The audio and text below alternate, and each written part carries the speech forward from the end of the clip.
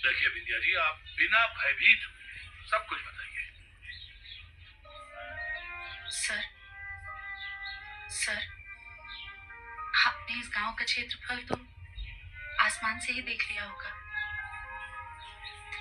तब तो देखते ही आप समझ गए होंगे कि इस गांव में परिवर्तन की कितनी जरूरत है। असुविधा के कारण ये गांव के लोगों को कितनी तकलीफें उठानी पड़ती है।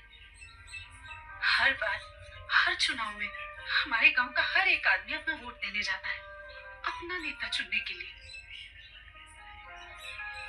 लेकिन आज तक कभी भी उन नेताओं में से किसी एक ने भी इन गांव वालों की तकलीफ को समझने की कोशिश नहीं की है।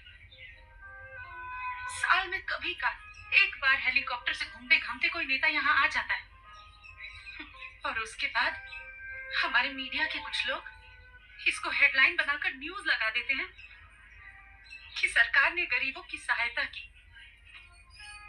क्या आप लोग ने कभी ये जानने की कोशिश की है कि सरकार द्वारा घोषित योजनाओं का कितना लाभ इन गरीबों तक पहुंच पाता है?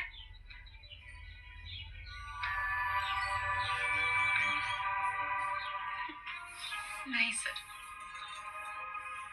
अगर कोई गरीब सरकारी आवास योजना का लाभ उठाना चाहे तो बदले में उसे उल्टा कर्ज लेना पड़ता है। उसी जमीन पर, जिस जमीन पर। देखिए विंध्या जी, आप बिना भयभीत हुए सब कुछ बताइए। सर सर, आपने इस गांव का क्षेत्रफल तो आसमान से ही देख लिया होगा। तब तो देखते ही आप समझ गए होंगे कि इस गांव में परिवर्तन की कितनी जरूरत है। असुविधा के कारण ये गांव के लोगों को कितनी तकलीफें उठानी पड़ती है। हर बार, हर चुनाव में हमारे गांव का हर एक आदमी अपना वोट देने जाता है, अपना नेता चुनने के लिए। लेकिन आज तक कभी भी उन नेताओं में से किसी एक ने भी इन गांव वालों की तकलीफ को समझने की कोशिश नहीं की है।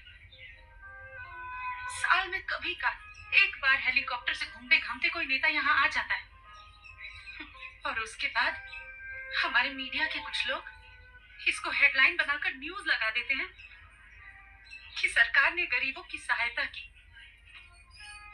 क्या आप लोग ने कभी ये जानने की कोशिश की है कि सरकार द्वारा घोषित योजनाओं का कितना लाभ इन गरीबों तक पहुंच पाता है?